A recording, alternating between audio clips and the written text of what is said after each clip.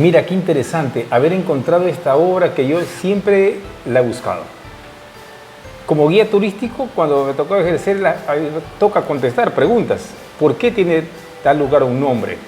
Y tú hiciste un trabajo espectacular, hermano. Cuéntanos algo más sobre qué te motivó a hacer las toponimias de la provincia del Oro.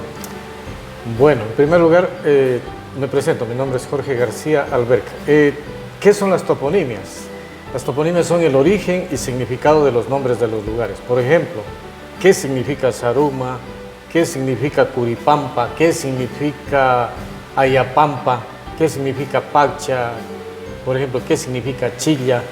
Son nombres que muchas de las personas nos hemos preguntado. Este libro es uno de los 4 libros sobre toponimias, basados en las lenguas aborígenes que se hablaban antes de la llegada de los españoles. No siempre los topónimos de la provincia del Oro son de origen quechua. Entonces, este pequeño diccionario recoge nombres de ríos, ciudades, parroquias, montañas, lagunas, O sea, etc. vamos a encontrar las lenguas originarias prácticamente de nuestra región. Exactamente. Mira tú. Por ponerte un ejemplo, ¿qué significa moromoro?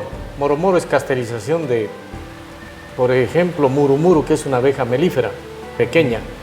Ayapampa, por ejemplo, se traduciría literalmente como cementerio o lugar sagrado, donde descansan los muertos. Pacha, por ejemplo, es una cascada. Zaruma, por ejemplo, es danta en lenguas huitoto.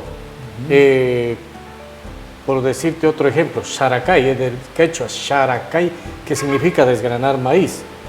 Entonces, donde es Xaracay, a lo mejor allí se tenía siembra de maíz y era el lugar donde se acumulaba el maíz, a lo mejor se desgranaba el maíz.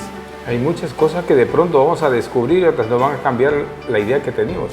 Sí, porque, por ejemplo, en el sitio Torata, que es parroquia, no sé quién les metió esa idea, pero ellos dicen que Torata es porque tienen un toro atado, pero resulta que Torata, como ya habíamos conversado contigo anteriormente, son nombres de lugares en Bolivia y en Perú.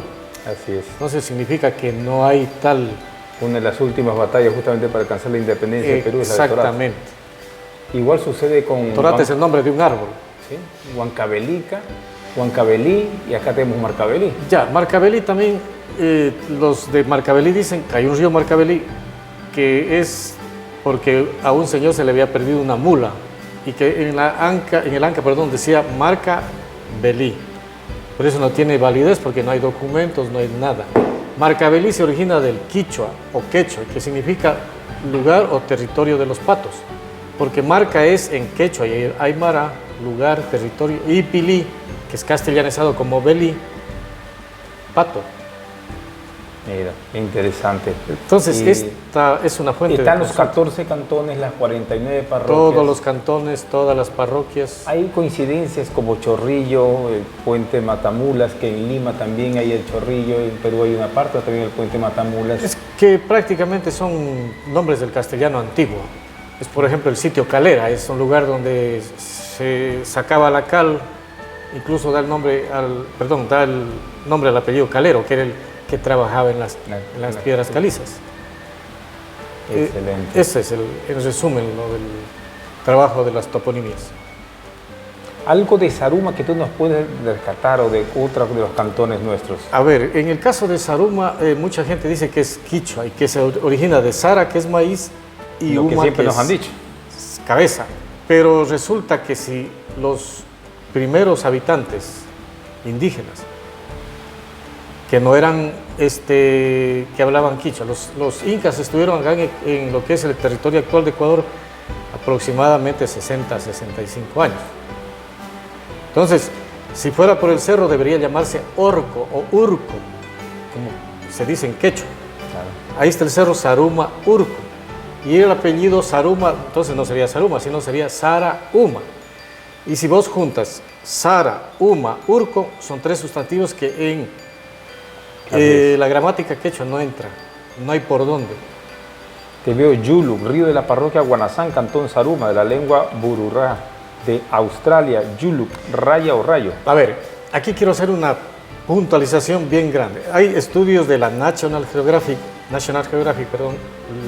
de Nature Science, hay estudios de ADN mitocondrial, o sea, transmitida de madres a hijos, y resulta que el ADN de los amazónicos, de todo lo que es la Amazonía de Sudamérica, tiene mucho de parecida, o son primos lejanos de las islas del sureste asiático.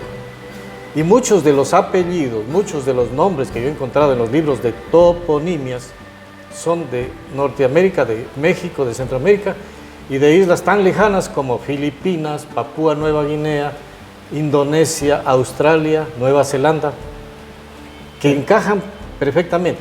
¿Y por qué estoy convencido de esto? No es que me asomen uno y dos nombres, sino que ya empieza a repetirse un patrón. Por ejemplo, encuentro muchos nombres en un determinado lugar. Por ejemplo, el capiro es arawak. Moro Moro también tiene una palabra arawak. El arawak es una lengua que todavía se habla en la Amazonía, de Brasil, Perú, Bolivia, parte de Colombia, Venezuela y llega hasta Centroamérica. Sí, estamos hablando de que podemos conseguir un corredor que no solamente con la antroponimia y la toponimia, como para ver la movilidad del ser humano a través de la historia. Claro, lo que pasa es que las lenguas, cuando la Eva primitiva, Eva salió de África, o sea, la Eva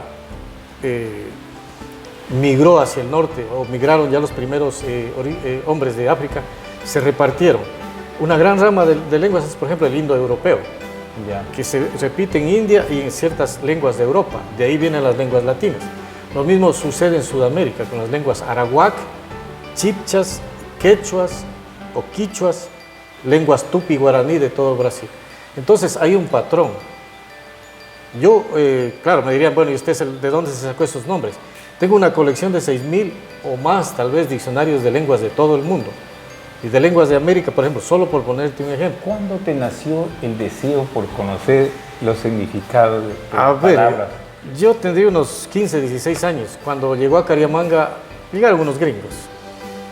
Y nosotros, como todo muchacho en ese entonces, ponderábamos de un cerro de piedra que hay que se llama Ahuaca en Cariamanga. Y también nos preguntó la gringa, bueno, ¿y qué significa Cariamanga? Es como que si a vos te preguntaran, ¿qué significa Zaruma? ¿O por qué se llama Portobelo? ¿Por qué se llama Piñas? ¿Qué significa Pacha?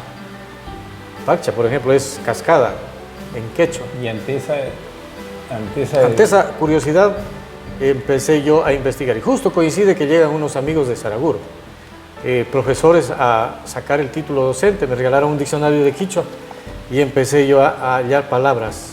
Nosotros utilizamos muchos quichuismos, por ejemplo, achachay, guagua, singa, que es nariz, cuando nuestras abuelitas hacían singa, y otras palabras que son topónimos y son apellidos. Bueno, un saludo primeramente a toda la provincia de Loro, a los 14 cantones, a las 49 parroquias, invitándoles a todas las personas que les guste conocer el verdadero significado de los nombres de los lugares donde están habitando, de los lugares que conocen y a veces no encontraron respuesta.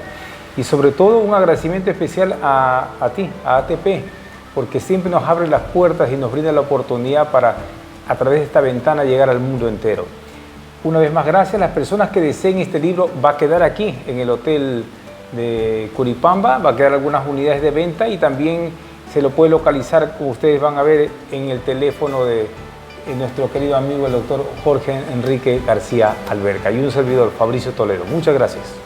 Bueno, yo de mi parte quiero agradecer la gentileza, la amabilidad del ingeniero Efrén Hernández, de su acogida, que visiten el Hotel Curipamba, donde ustedes encuentran artesanías, y me doy cuenta que en el poco tiempo que lo conozco, que es un amante de la cultura, de todo lo que es tradición, de todo lo que son costumbres, y a su equipo de asesores para que se difunda lo que es este tipo de obras.